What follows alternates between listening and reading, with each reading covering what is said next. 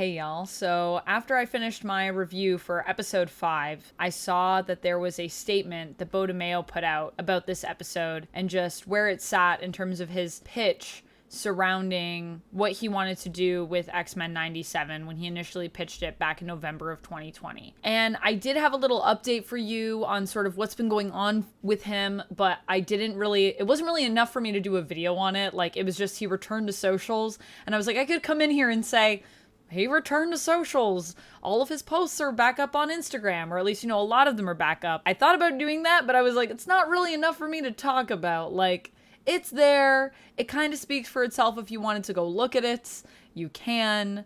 It has returned. He's also on Twitter, or X, whatever we're calling it, whatever. And he put out a statement, and the statement is not about what happened between Disney and Marvel and him. I still don't know about that. I'm waiting.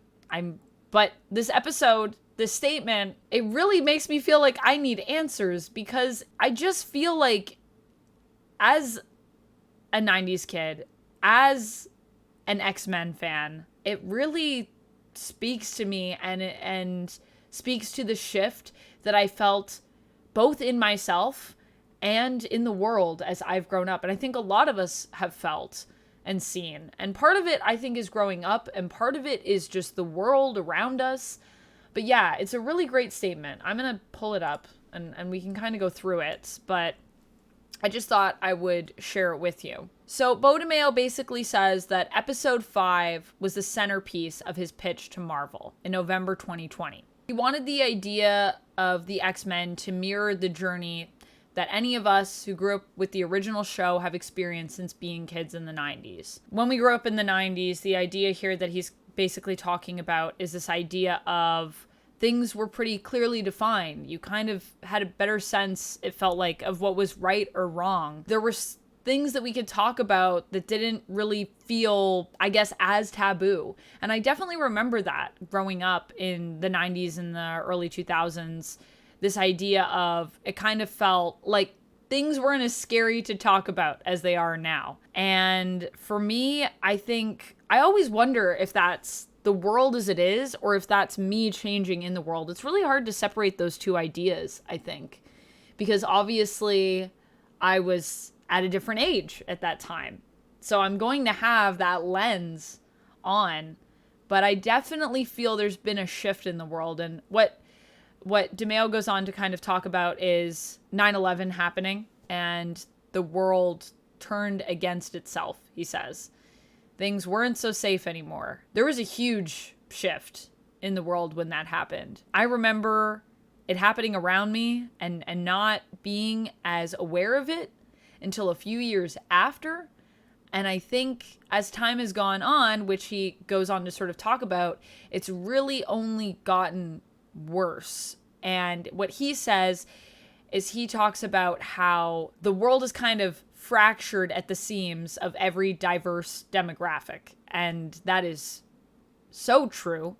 We have struggled with that. We've struggled to, I think, feel at times like we are really, truly one group, even though we all inhabit this planet. And that way we are part of one group. This is why a lot of people, I think, say it'd be kind of nice if there were aliens and we knew about that. I feel like it would help to unify us as a world, which is hard to do in 2024. He talks about this idea of, for him, this was also a time when he came out.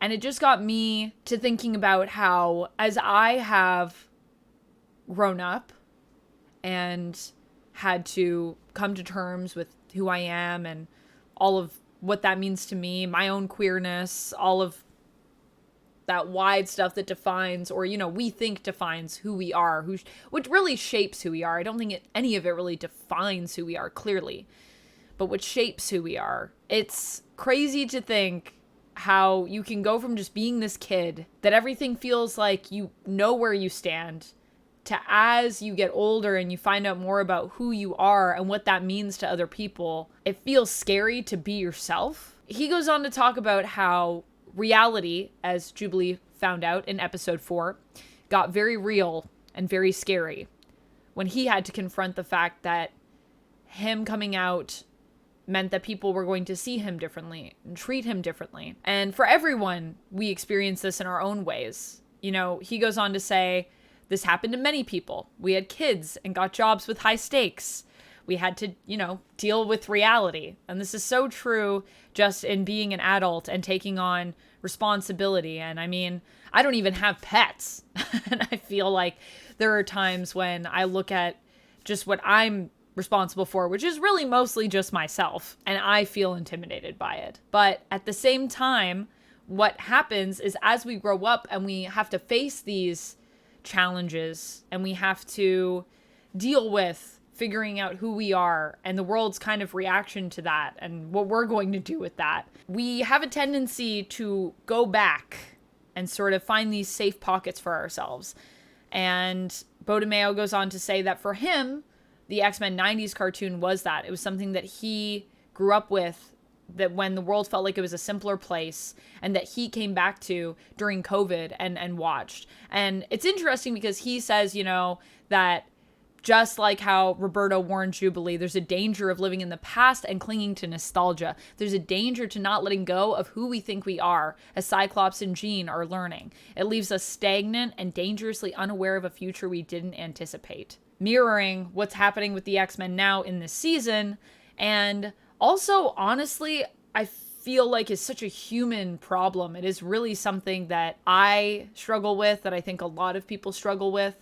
This idea of hiding sometimes in nostalgia, coming back to these places of comfort rather than challenging who we are and what we want to keep with us and what to let go. I know I've struggled with defining who I am at times and figuring out what I need, what is serving me and what is not. It is hard to let go of things, especially when you feel like those are things that are wound up in your identity. The idea of identity is just such a complex and strange thing when we really unpack it and examine the layers. And the interesting thing as well that he talks about is how during COVID he went back to the cartoon. And I've talked about this before. I don't know if you guys have heard me say this before, but I tried to go back to the 90s animated series during the pandemic.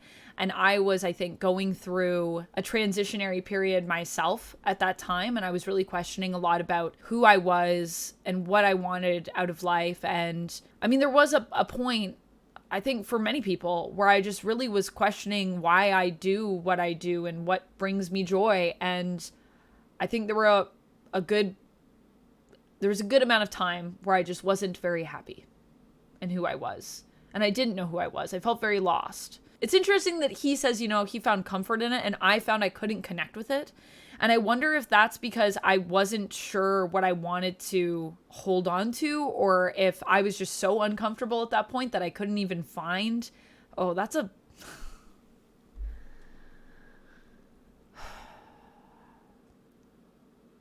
hard thing to confront.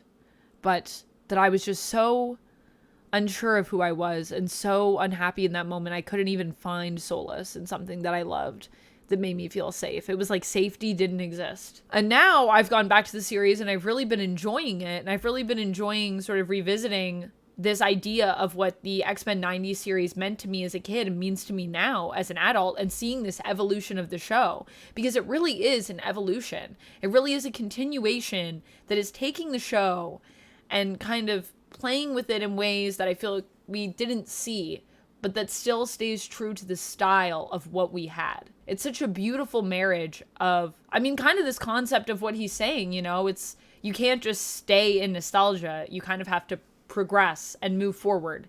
So it's like, what do we keep of that? And what do we let go of?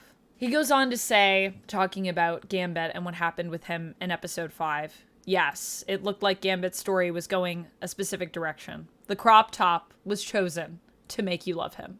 Successful, by the way. Him pulling off his shirt was intentional. There's a reason he told Rogue any fool would suffer her hand in a dance, even if it ended up not being him suffering. And he goes on to talk about the events that happened at Pulse nightclub and how that was a place for him that was also a safe space where he went there before everything went down. He went to that club, he remembered it, and it was like Genosha for him. It was like Genosha, a safe place for me and everyone like me to dance and laugh and be free. And I thought about this a lot when crafting this season and this episode. And basically he just summarizes that that's what the X-Men are going to be dealing with now.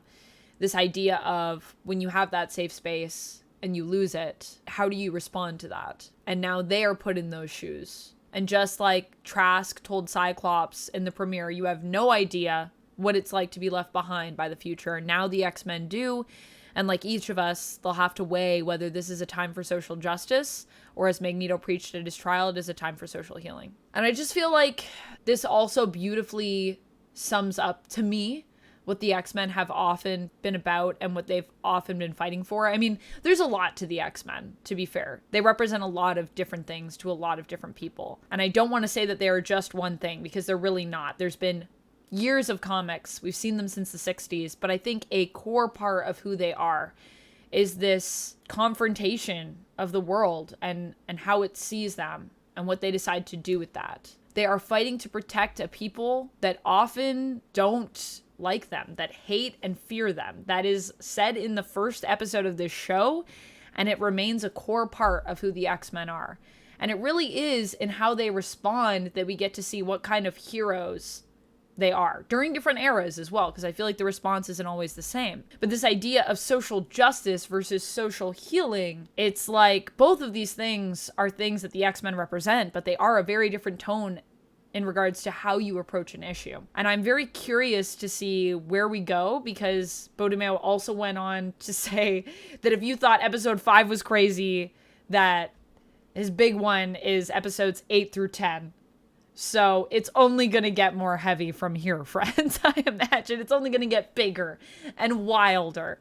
And I am very excited to see where it goes. And I just think, you know, this is a creator who really understood the assignment. He really understood, I think, who the X-Men are. But I also feel like it's a series that really speaks to me in the sense of, I do feel it calling to me as a 90s kid. It speaks to the nostalgia, but it also speaks to my journey. And I just kind of wanted to do a response to this statement because it really, I mean, clearly it really hit me. I don't know if you can tell, but I'm like constantly holding back a lot of emotion.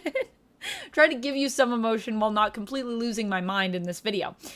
So I just wanted to come and discuss it with you and share my thoughts and let you know that yes, Beau DeMayo is back in some capacity. Obviously not as the creator and showrunner. Obviously I still have a lot of questions, but this whole statement, I really need to know what happened here. Like, Marvel, Beau DeMayo, someone, please just tell me what's going on. I just want to hear the stories. I want to know why we're going to be getting a new showrunner with season 3 when you have someone that very clearly understood, I think, the X-Men. Clearly something happened. I don't know if we'll know. I don't know.